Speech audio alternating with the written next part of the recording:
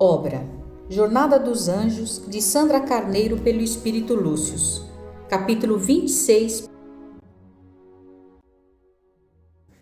Na biblioteca do mosteiro, o arcebispo e Boris trocavam impressões junto com outras autoridades eclesiásticas. Boris comentou: "Acho que ele está indo longe demais. Deveria fazer alguma coisa, arcebispo. Espero o momento adequado para agir. Além do mais, Jean tem o apoio da nobreza. A situação é delicada.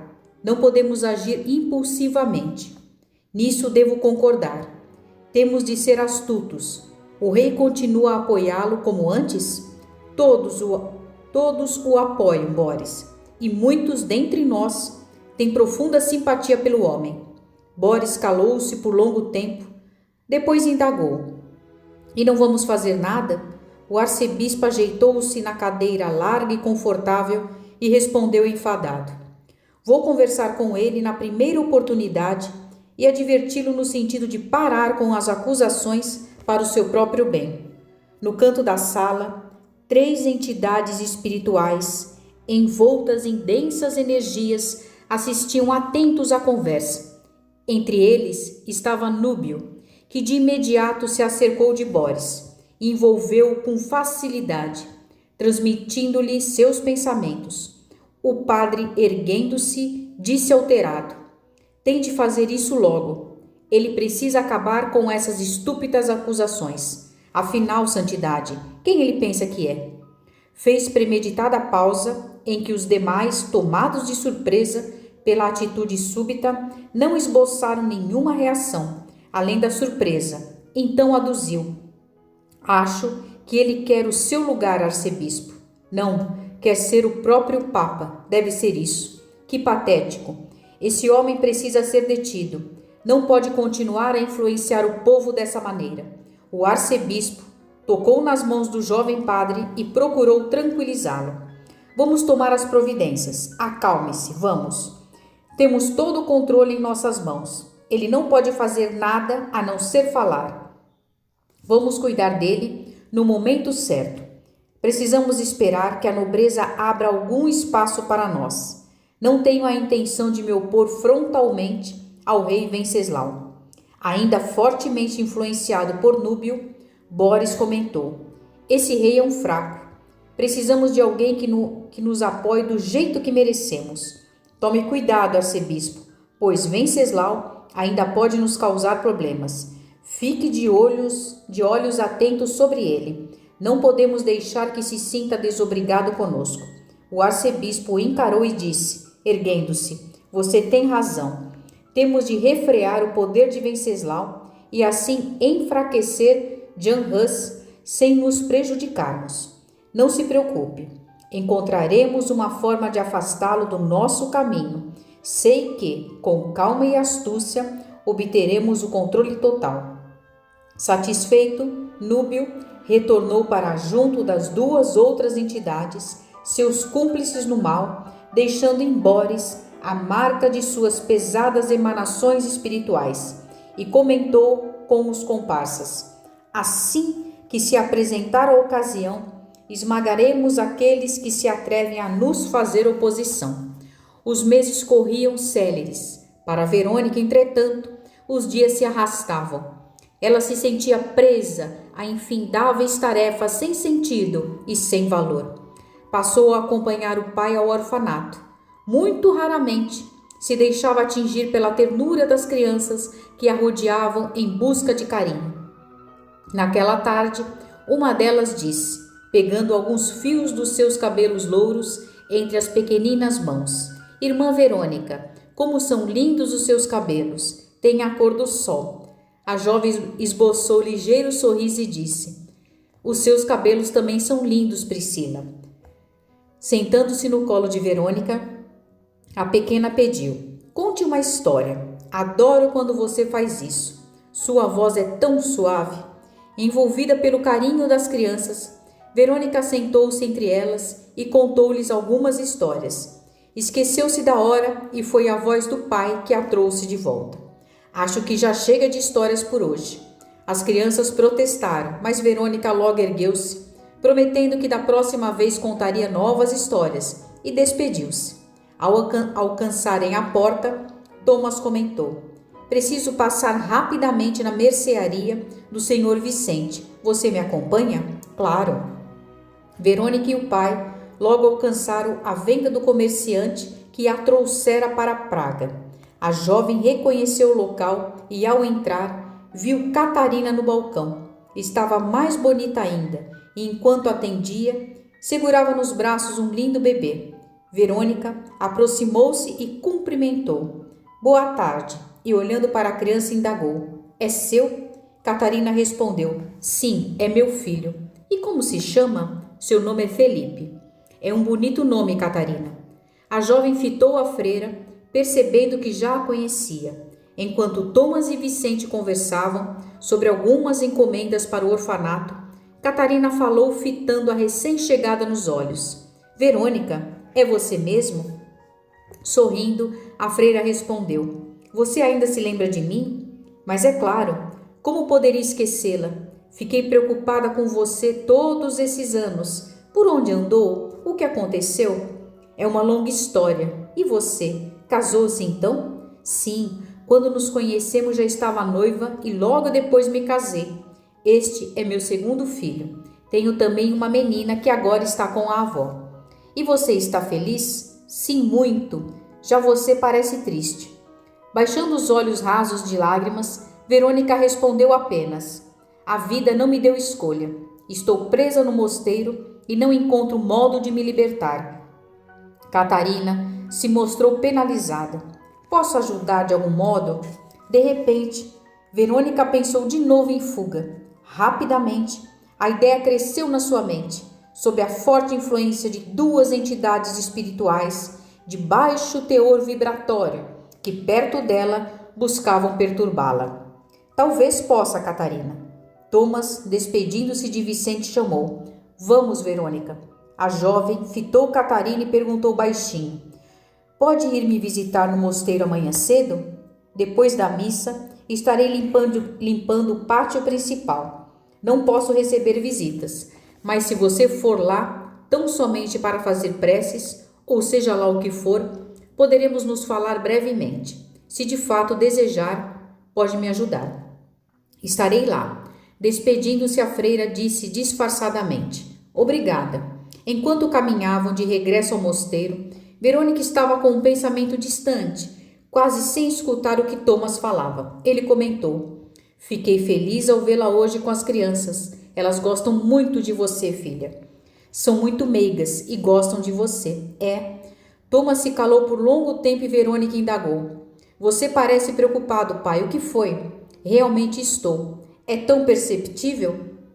Dá para notar facilmente. Basta conhecê-lo um pouco. É que a situação aqui em Praga está ficando muito tensa. Você não percebe? Tensa como? O clero, de modo geral, está muito irritado com o que Jan Hus anda pregando e ensinando na universidade. Ele tem muitos inimigos. Mas o rei não gosta dele? Sim. Ainda assim estou aflito. Tenho achado Venceslau cansado. Não sei, Verônica. Creio que o rei não está muito bem. Parece enfraquecido. Está doente? Não sei exatamente o que é. Sinto-o fraco, como se estivesse exausto por lutar contra algo que o consome.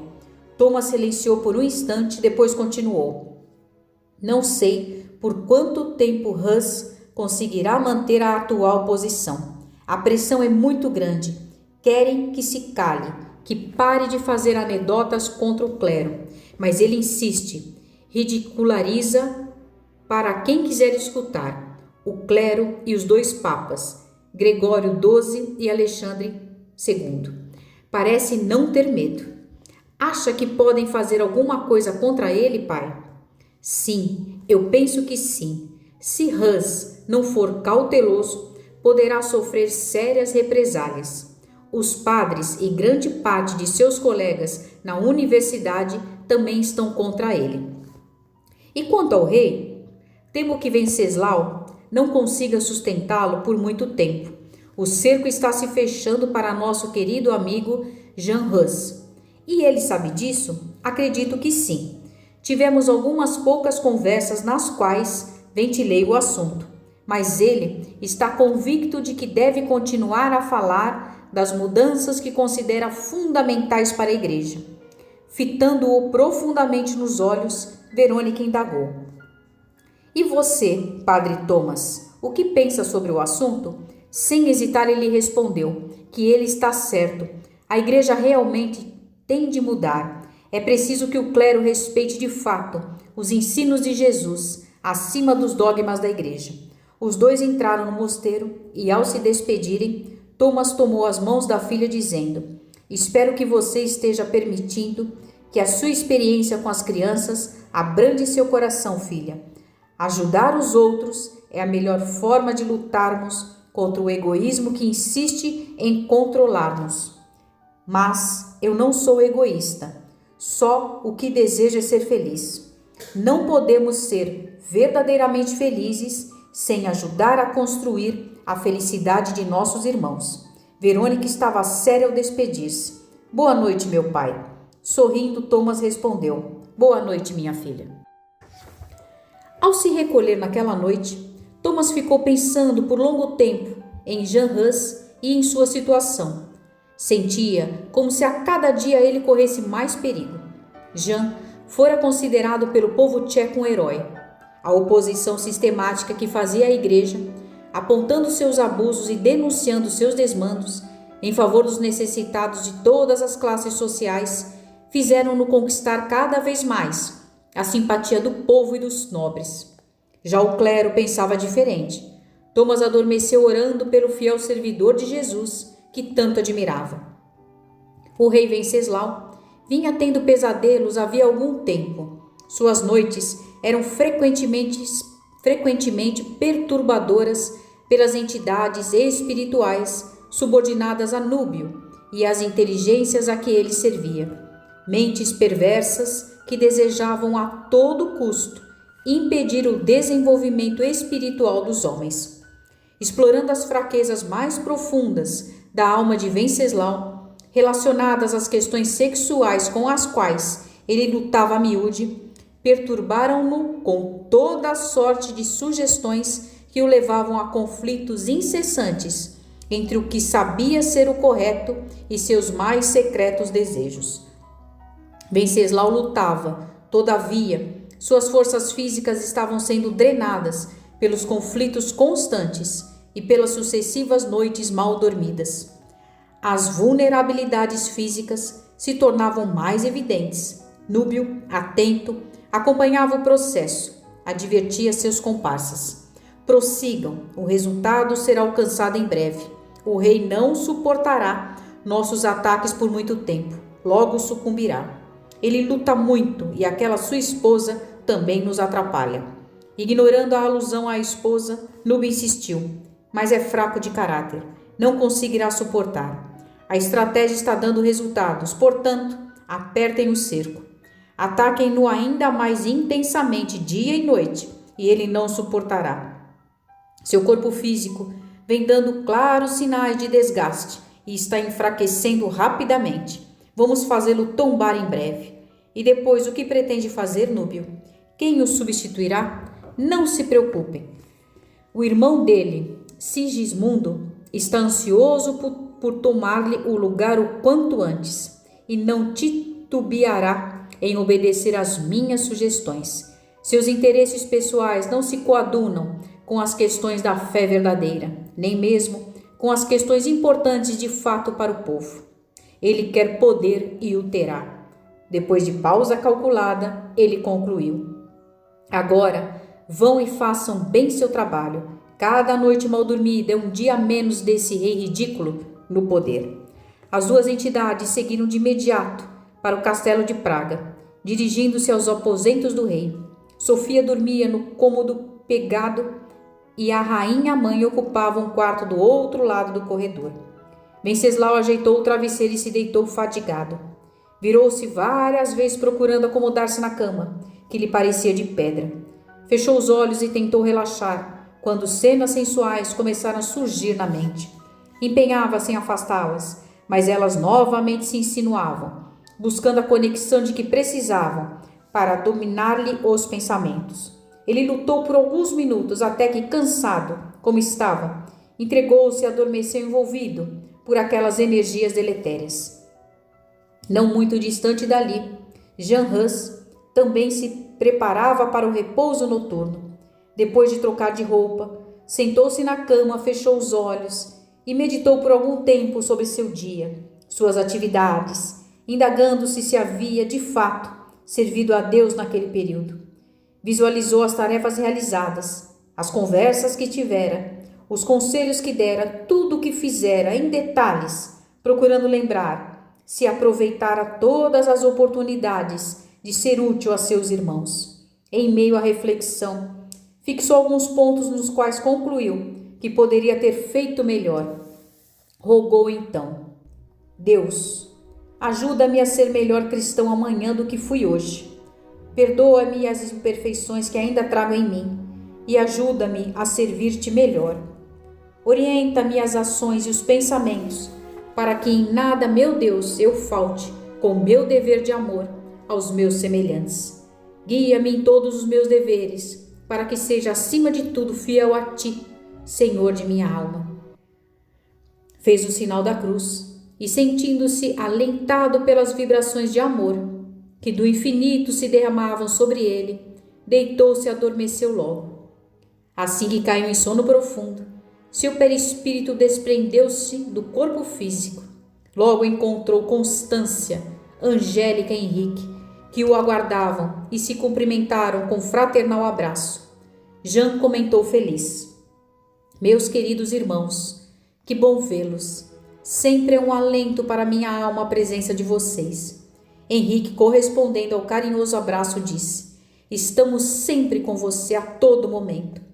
Se não podemos estar pessoalmente, temos fiéis servidores de Jesus que o circundam, conduzindo e fortalecendo seus propósitos. Eu sei, sinto-me amparado. Não fosse isso, não conseguiria fazer aquilo a que me propus.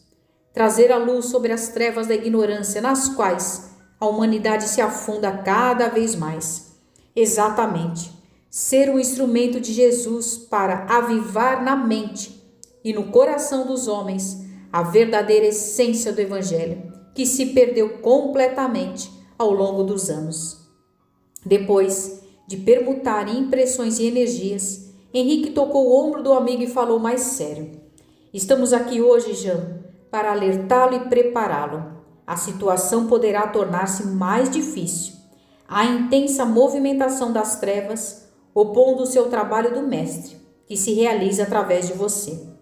Ele sempre se opõe, não é verdade? Sim, até quando as leis divinas o permitirem. Nós viemos preparar você e fortalecê-lo, dando-lhe toda a segurança de nossa presença e do nosso auxílio a todo instante. Lembre-se, você jamais estará sozinho. Não importa quão difícil possa parecer a jornada, não se desvie de seus propósitos, que são abençoados por Jesus. Não se deixe perturbar por qualquer tipo de ação contrária ao bem. Permaneça firme e constante em seus objetivos. Após breve pausa, Henrique convidou: Oremos. Unindo os pensamentos, o grupo orou, conduzido por Henrique. Enquanto oravam, poderosas emanações de energia desciam sobre eles. Em meio à intensa luz que tomou conta do ambiente, a imagem de Jesus se projetou entre eles, que, banhados em lágrimas de sublime emoção, o ouviram com atenção. O Mestre Divino enviava a mensagem direta de força e amparo, a missão gloriosa de Jean Hus, a de despertar as almas adormecidas para as verdades luminosas do Evangelho. E quando sua imagem terna e amorosa desaparecia do ambiente, ele dizia: Que Deus, nosso Pai, nos abençoe. A felicidade que o grupo experimentava ante a projeção do Mestre era intraduzível. Aquela manifestação sublime deixou o ambiente profusamente perfumado e iluminado. Chegara o momento da despedida. Jean retornou ao corpo físico, sentindo-se completamente refeito e revigorado. Dormiu por mais algum tempo, despertando antes das 4 horas da manhã. Levantou-se com a viva lembrança do encontro emocionante e, limpando os olhos das lágrimas de alegria que brotavam espontâneas, preparou-se para iniciar um novo dia de trabalho. Jean Hus dedicava um dia por semana a atender pessoalmente os necessitados que o procuravam ininterruptamente. No dia anterior, deixara suas atividades na reitoria da faculdade bem adiantadas e avisara de sua ausência. Aproveitando-se daquela oportunidade, o arcebispo, que há muito buscava o momento oportuno para agir, realizou uma reunião na faculdade com os mais influentes padres e professores para discutir a insustentável posição de Jean Hus declaradamente contra a igreja. Às portas fechadas, eles discutiam e o arcebispo os liderava. Não se pode ignorar a influência que ele exerce sobre o povo e até mesmo sobre muitos padres. Se assim continuar, muitos serão iludidos por sua inegável capacidade de retórica e se deixarão dominar por suas ideias. Boris interveio, as quais, diga-se de passagem, não são propriamente dele. Ele segue as ideias de Wycliffe, com certeza. Outros concordavam. Disso nós não temos dúvida. E Boris prosseguiu. Pois onde é que isso vai parar? Temos de tomar medidas enérgicas. Ele não pode continuar livremente, precisa ser detido. Não só Hus, também o rei e a rainha, bem como a nobreza. Todos têm de saber que a igreja detém a última palavra. Se não for assim, meus caros, nos enfraqueceremos. Não, definitivamente não. Isso não pode acontecer. Conclamados e insuflados pelo arcebispo e por Boris, que por sua vez eram envolvidos por Núbio e seus servidores, declararam Jean Hus condenado por atos contra a igreja e proibido de exercer suas funções eclesiásticas, redigindo um documento a ser encaminhado a ele. Pronto o documento, todos os presentes o assinaram, e tendo-o em mãos, o arcebispo informou ao grupo: ainda hoje o entregarei pessoalmente ao senhor Hus. Vejamos como se conduzirá então. Boris sugeriu: entreguemos outro ao rei Venceslau. Temos de agir pelos dois lados. Com a aquiescência do arcebispo, fizeram uma cópia exata do documento a ser levado ao rei. Ao entardecer, Jean Hus retornou ao lar, não sem antes passar brevemente pela faculdade. Assim que chegou, um auxiliar de sua confiança informou-o da reunião que ocorrera pela manhã. Preparado, seguiu para casa. Ao entrar, encontrou o arcebispo à sua espera. Beijando-lhe a mão, cumprimentou-o. Boa noite, senhor. O que o traz aqui? Precisamos conversar. Acomodaram-se ambos e Jean, colocando-se à vontade, disse: estou à sua disposição. O arcebispo não teve rodeios.